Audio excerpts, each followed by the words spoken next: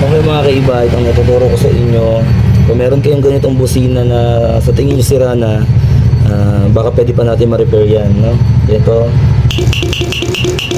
So, clicking lang siya. No? So, mabilis na video lang, hindi na natin papatagalin.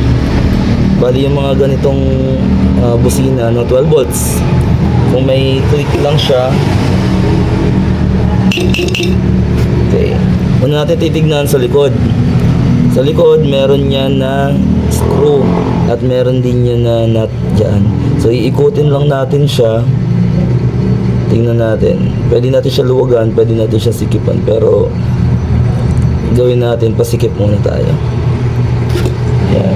Ikutin lang natin. Kapain natin hanggang sa maging okay na.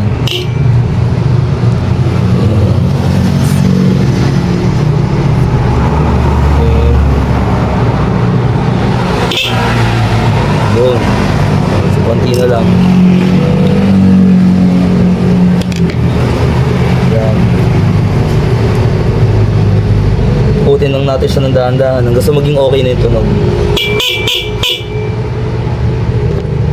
Konti pa. Titimplahin lang natin yung tunog niya, no? Dito naman, huwag kayo matakot kasi wala naman tong kuryente, no? Yun, napakalakas. Pero yun, napakalakas pa pala, pero yung iba tatapon na, no?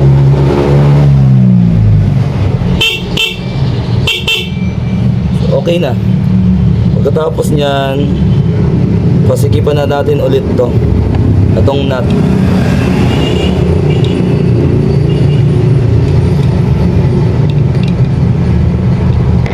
Yan.